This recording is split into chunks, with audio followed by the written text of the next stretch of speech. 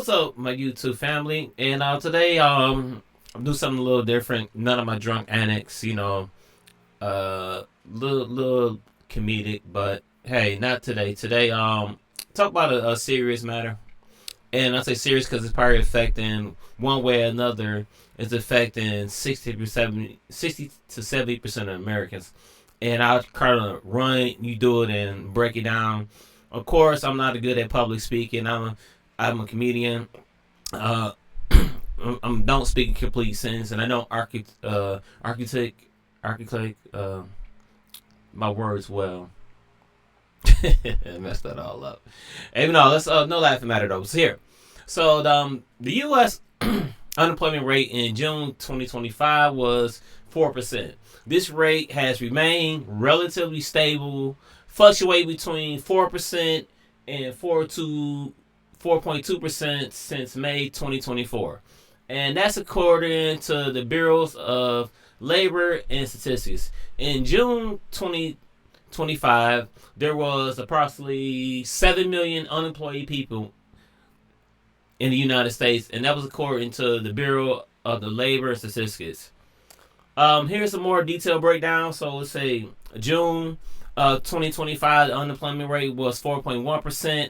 May of 2025, the unemployment rate was 4.2%. So let's say the range, I ain't good with the math, but the unemployment rate has stayed within the range of 4 to 4.2% since May 2024. So, with that being said, let's dig right into it. Now we all know when the coronavirus came, and I'm gonna break down my opinion on this. I'm not an expert, but my opinion. But after that, a lot of jobs left because for obvious reasons. But the main reason was it changed the way they do business. A lot of these businesses seem ways they can cut costs. They really didn't even have to. At the same time they cut costs, they cut in jobs. And so it creeped down, shot back up, not sees the adjusted transportation sector, this that's for transportation sector. But you get the idea. This is this one thing what he's saying with that. So, and I notice this now, even when I go to stores, I see them less they empty. Like a lot of business, even small business, big business didn't rebound from that. But it's another underlying cause. What about the jobs too? And this I'm bring this up later on in the video too, but I'm gonna get right into it. Now it's one reason, something else that is a domino effect. Usually if you change one thing, like if you cut the weakest link out of the chain, you still broke the chain. I said chain is only strong as weakest link. Take it how you take it. But this is something else I had to factor in too. So I'll explain here. For long term, Amazon is they do a lot of hiring. I give them that. But at the same time, they're just destroying more jobs, eliminating jobs, more jobs than they create. Now people say you sound like an oxymoron, but I'm right. But look, you can check me on any of this, but here's my theory. Because look, okay, so let's say you had like eBay sellers. They losing to Amazon sellers. Some of the eBay sellers, such as myself, can't even get onto Amazon because of what product you selling. On Amazon, even if you use their shipping service, your FBA service, where you let them ship the stuff or whatever, they only let a certain amount of people sell a certain amount of products. But that's a good and a bad thing. Like you don't want to go into a store and let's just bring up a product, an air fryer, and you got 10 different people in there selling the same air fryer. You want to really diversify the business. So I do give them props on that. But I'm saying the long term is with the Amazon deliveries, they shutting down a lot of the brick and mortars. So you shut down the brick and mortars. Okay, you don't got business owners. They losing buildings. They're not paying property taxes. The building ain't getting rented out. They ain't paying utilities. Most of these buildings, they hire security. I'm speaking on business that own brick and mortars. You hire security, maintenance teams, landscaping to keep everything up. And alarm company, they paying the cable company. Oh, this put in the bills, so say utilities. And it was that. So what they noticed during the pandemic, a lot of people was working remotely, and then after the pandemic, a lot of them was able to work remotely, so they didn't really have to go back into like a brick mortar office setup. So a lot of these businesses try to open back up. They ain't have these crowds of people coming on their lunch break, or I'm late for work.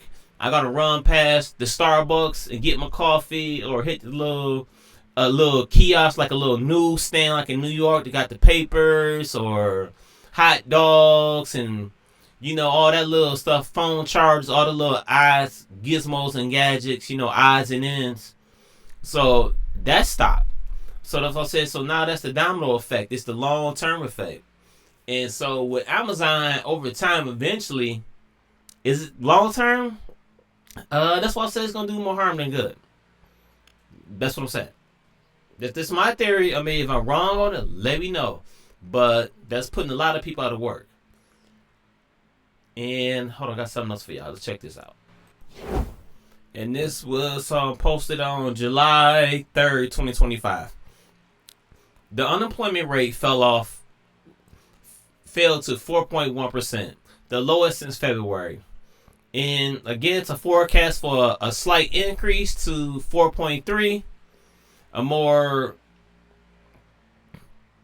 incompressing rate that includes discouraged workers. That includes discouraged workers and those holding part-time positions for economical reasons, edged down to 7.7%, the lowest since January of this year. The labor force participation rate dropped to 62.3%, its lowest level since late 2022, owing to an increase of 329,000 not counted in the labor force. The household survey, which is used to calculate the unemployment rate, showed a smaller unemployment gain of just 93,000. The ranks of those who had not looked for a job in the past 4 weeks swelled by 234,000 to 1.8 million.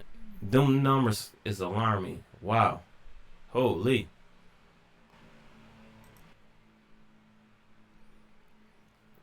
So there's a chart. I know the graph. Monthly job creations in the U.S. This is from 22nd, from 2022 to 2025, to our current day. And at 2022, at its peak was 900K, a little more, a little less. 2025, its peak is 147,000. Now, mind you, states got minimum wage and stuff like that. All them jobs created, it ain't just like one pay range. Them jobs paying from minimum wage as the state is $8 to almost salary, so between $8 and almost $40 an hour. So it's in that range. It ain't just for one particular amount of money. There's a lot of people that, even adults, they got kids and making the state minimum wage. There's a lot of people making minimum wage. Not a frown upon nobody that making minimum wage, but there's a lot of places you can move to, and there's really not that many good paying jobs because it's more people than it is jobs. Now, this is another thing too. So you hear about all the stuff about immigration, where they worry about the immigrants coming over here taking jobs, stuff. For the majority, they're taking the jobs you don't want anyway. I don't know how many people trying to run and get into agriculture. How many people want to go pick strawberries or something? Not saying that's all immigrants do, but I'm just using that as an example. They mostly taking the jobs you wouldn't get anyway. But that helps us. Like, people they still in our jobs. I mean, how's somebody still in your job? If they getting hired, that's a whole different conversation. But we'll get more in depth in that. But what's going on for the last, not for the last year, for more than 20 years now? What's all these been happening? Was the automation the robotics, and the robots is taking the job. So people always thought it was always going to be the south of the border people come over here taking your jobs. That plays a part, true. Okay, but mostly this automation, these robots is really what's gonna put you out there. Like I was saying, some factories, plants and stuff. I'll say factories, plants, storage facilities, etc. They most of them is about within the next 5-6 years is gonna be almost fully automated. So these used to be plants that used to have hundreds of people working there. Now it's that. Now we probably need 20 people to run a whole plant. We got robots. They send a signal to it. Whatever product is on the shelf, the robot go get it, put a shipping label on it, load it on the trunk, so you don't need the high-low drivers no more. You need less security in the warehouse. You don't gotta have cafeterias in the warehouse. It's so much changing. I'm saying it's knocking jobs off across the board. It ain't just one thing. It's the domino effect. So this was going on with this, and it ain't just in China. It don't got to be the car manufacturing industry. It's basically what universal robots, what smart manufacturing. This is all. I mean, this is the future right here. This is it. And so another thing, and I don't want people feeling some type of way, but let's talk about this AI stuff. So now with the AI, artificial intelligence. So I got a couple different ways to go on this. So you ever know, like, so when I like now, so like I order my medicine now, I do it with text messages. I don't even need to talk to a real person. I put in my birthday, my street address, what I need, boom, boom, boom. I correct it, confirm it, and in a couple of days it shows up at my house. That's how I get all my medical stuff. I'm a diabetic, so instant pump spot. Just have everything come. You didn't even talk to a real person. And then at one point before that, they used to call me on the phone, and you get this artificial. You're not talking to a real person. It's AI. So all them customer service jobs being eliminated. Now it's so crazy because now a lot of the like you buy a PlayStation and you call customer service. You bought it in the United States. It's made in China, and you call customer service. You get somebody in India. Only thing I didn't like about that when I was really having errors with anything, and you get somebody with an accent so bad I can't really understand what's going on. I'm trying to figure out what's going on with my TV, my computer. This thing crash and contact this person or that, and then you get somebody with a real bad accent, and it's just like, oh my god, no. I said the only time I feel somebody that can't speak English, I don't care what, speak your native tongue, I don't care. It's anything about the speak your native tongue. You trying to speak English? It's just the accent that really hurts it for me when I'm having a problem. And I'm like, I cannot understand nothing you say because the accent is so. What? Huh? And then imagine when it's something you really don't understand. So, it was a guy on TikTok, and basically everything I said, he runs through it so good.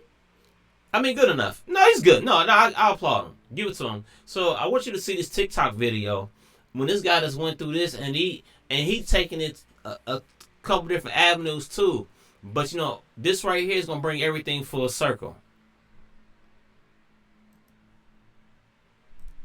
And by this, I mean this fuck-ass version of life that we've all been sold. Nobody can get a job because nobody is hiring, despite the fact that every time you walk into anywhere, there's always only 2 to 3 people who clearly look overworked and can actually use the help. And if by some miraculous chance you were offered a job, it's a sick joke of an hourly salary, especially when you consider that you can't even survive off of $20 an hour anymore. Yet you have jobs out here that want you to go through 5 rounds of interviews for $14 an hour, and if you actually went to college, which is what you were supposed to do to gain the experience necessary for a decent job, you get dick slapped across the face with some bullshit talking about 5 years of experience required for a starting position. And again, even if you are lucky enough to land a job, you have to hope that it's full time so you can get health benefits, only for you to go and use those health benefits just to find out that they don't exactly cover you in the event that you're actually sick or you require actual medical attention. Car insurance costs are going absolutely through the roof because, you guessed it, you pay into it only for them to screw you over when you need it the most. The cost of food at the grocery stores is absolutely insane. The same few items that you could have gotten